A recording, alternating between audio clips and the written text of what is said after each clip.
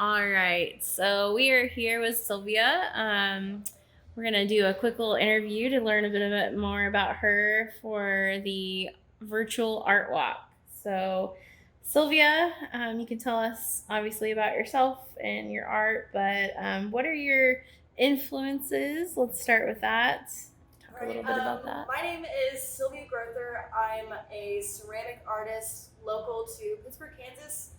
And as far as my influences go, it's easier to say what doesn't influence or inspire me because I'm inspired by so many things in my life, mainly nature and mythology, but really from spooky and gory things to anime. I can remember some of my first artistic influences being Studio Ghibli movies like Princess Mononoke and watching those and just being enthralled with that kind of beautiful animation and, just art and animals and everything in life that it's hard to narrow down what inspires me the most when I'm inspired by so many things.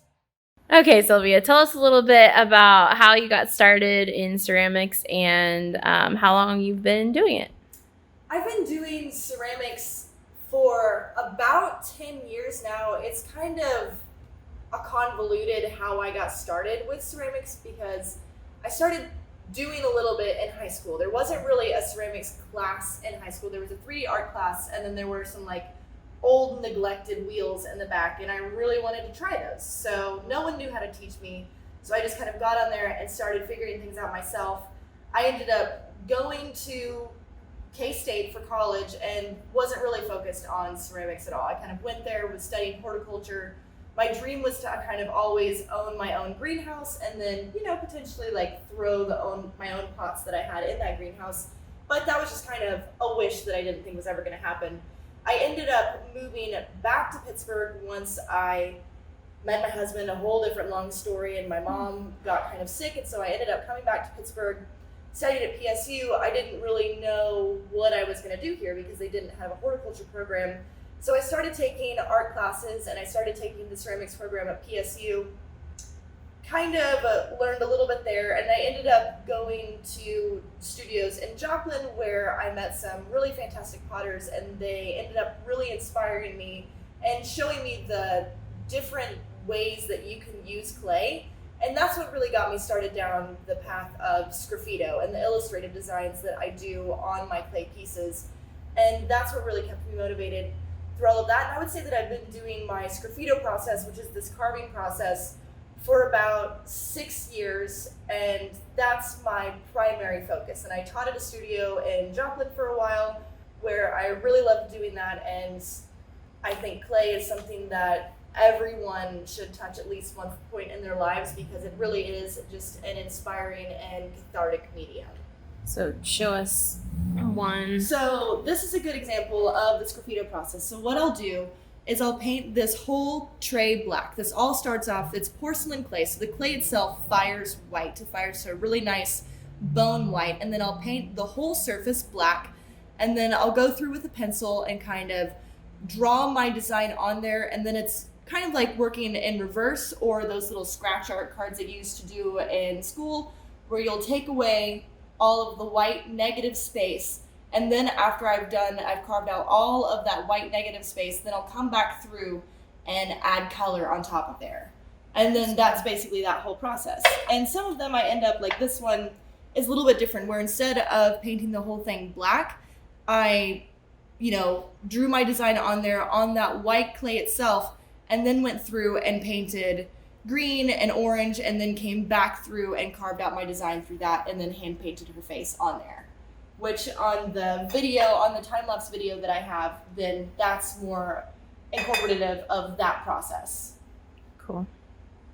Close up of them.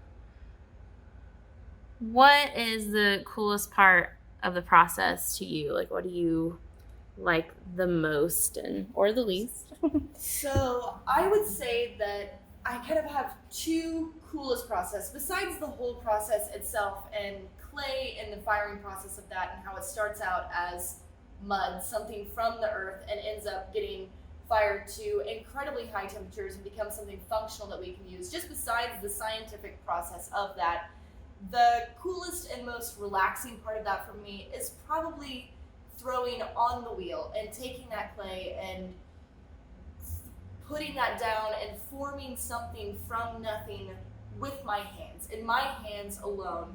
And after that, it's really a tie between those two processes, the forming it on the wheel and then also the scripito process itself and carving it out, because that's a pure illustrative process for me, which is a combination of the best of both worlds for me, because I love the three-dimensional functional aspect of clay, but then I've also always loved illustrative design, drawing, painterly processes. So for me to be able to combine both of those and transcribe a little bit of the imagery that I love so much onto a piece that then someone can use is just a double whammy of coolness for me. So forming them and also illustrating the piece are combined super cool. And what's the least? The least is probably wedging. So wedging is whenever you cut the clay from a bag and it's just kind of nothing. It's just a lumpy piece of clay. So wedging, you have to work the clay around a center spiral, get all of the lumps, air bubbles, all the little particles that clay is made of packed really tightly together around that axis.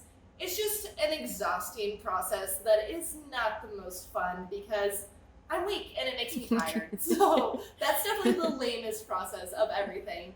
And then also probably pieces breaking in the kiln, because there's so many things that can go wrong from the time that I throw something on the wheel. It's far from being done.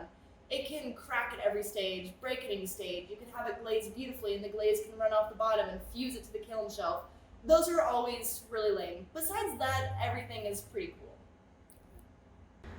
All right, Sylvia, tell us a little bit about like what time of day you like to work, when you're inspired, maybe a little bit about where you work. I generally my ideal work day is I'm home alone, no one's there. I can play my music as loud as I want, no one to disturb me besides my cats, which can be really annoying.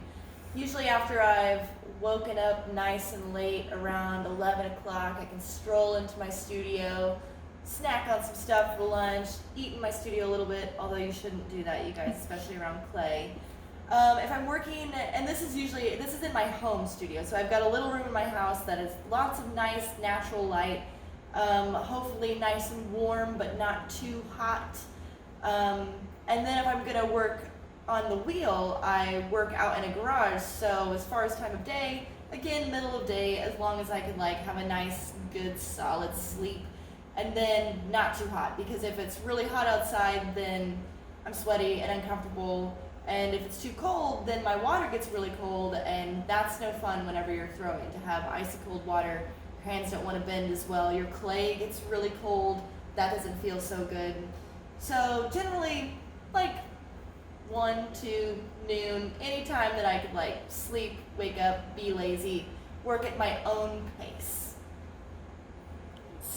Tell us, inquiring minds want to know, how do you eat your Oreos? Or do you even like Oreos? I friggin' love Oreos because I'm not a sadist. So I like to take them apart, depending on how much time I have. If I don't have much time, then I'm just going to shove the whole thing in my mouth. But if I have the time, then I'll take my Oreos, split it apart, as I'm sure most people do, lick all the cream, take the cookie, dissolve it in my mouth, make a nice cookie mush in there, and then I'll eat the other side. So I'm a lick 'em and stick 'em kind of girl. Gross. Heather says gross, whatever.